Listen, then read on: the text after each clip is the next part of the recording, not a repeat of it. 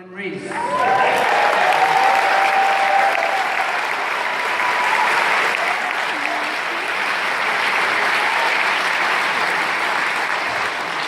don't quite know how to follow that. With Steve. I just want to thank you all for making some space for me here this evening. Just earlier today, I was watching a few interviews with Jeremy, and there's a phrase that really stuck out to me that he used, and it was, "Let's do the politics of hope and not despair." And I really think, for me, that captures what I'm experiencing here in this event tonight. What I'm hearing is that we are people here, across all our diversity, across our range of backgrounds, who are putting questions on the table, who are challenging politics as it's traditionally been done, because that brings hope. Losing contact with the questions that matter about how we do equality, how we build a more peaceful world, how we build fairness and moral values into the way we do economics, is the stuff that brings hope to those people who are being crushed and left behind by our society. And we know that's going on all the time. In 2000, I've been told not to mention my loss, but I did run and come second in 2012. Right? It's not, don't mention your opponents and don't mention losing. That's the advice, and I've just broken both of those. So I lost in 2012. I gave a concession speech, okay? And in my concession speech, I made a couple of points. One was, you need a long-term plan if Bristol to have any hope. And the second is, you need to put tackling inequality and social and economic exclusion at the heart of everything we do.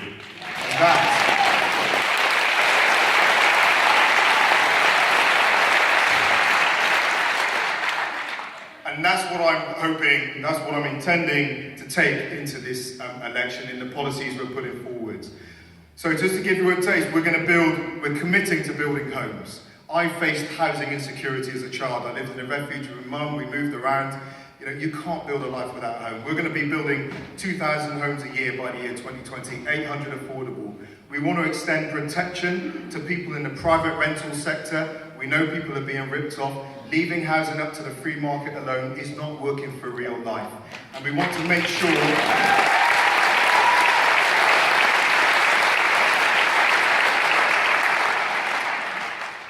And we also, I visited some of our community groups just recently, and they're really emphasising the plight of women fleeing domestic violence and abuse, and the unfair treatment they're getting within the formal housing system as well. So we have to make sure that they get the priority they need for them and their children so they can begin to build sure lives.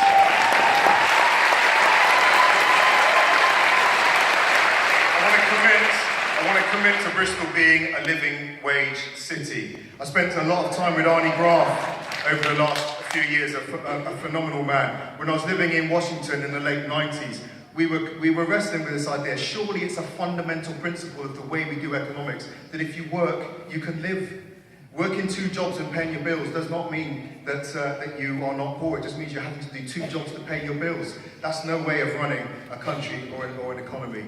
And it means also taking action against 0 hours contracts, and also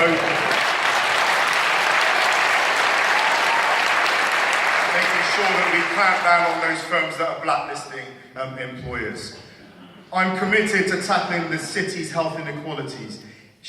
It's a fundamental problem that you're born in some parts of Bristol, and it's a national problem, an international problem. But in Bristol, you can be born destined to die before people born in wealthier parts of the city, simply because of where you live.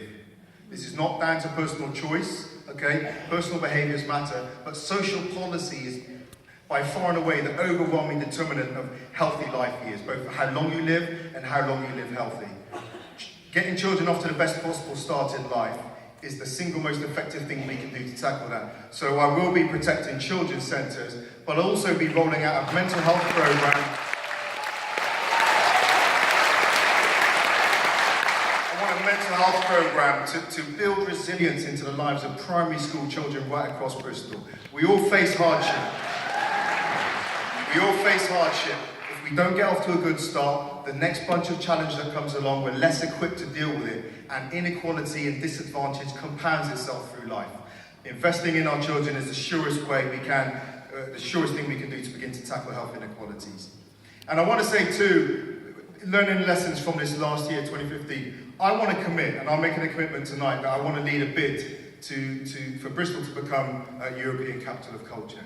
But this is not just about getting a bunch of people in the city centre, having an organic sandwich and pontificating on the latest play that's come out that they're interested in. What we need to do is challenge the cultural sector, the creative sector, and use sports and say, can we use culture to deliver on the more fundamental challenges facing our city? Social exclusion, inequality, people being left behind. I think that's a challenge worthy of the cultural sector taking on. And I think in a city in which some people are quite jaded after Green Capital, quite jaded of big city events that are about an elite in the middle of the city, that can really bring some substance and some meaning to it. When I lost,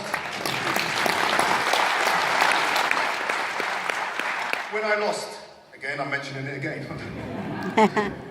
I was reflecting on my concession speech when I lost.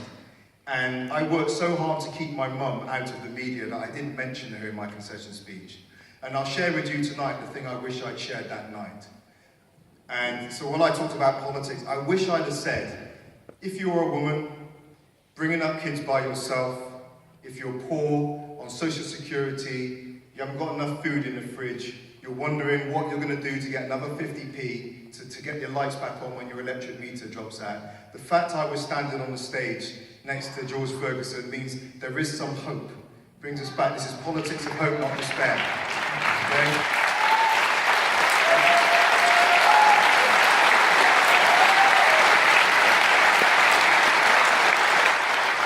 I'm not saying it's easy. I give a lot of talks to young people. This is not some Ricky Lake world in which you can do it if you try hard enough. The world doesn't work like that.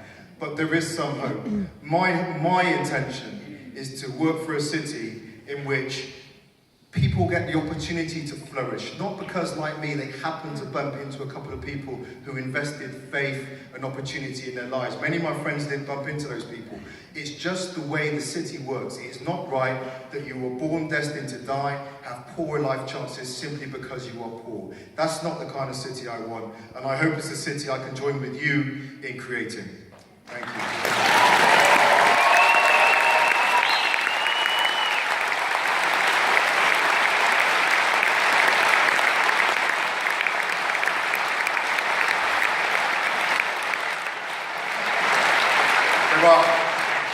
I just want to mention, there are sign-up sheets outside, if anybody wants to help.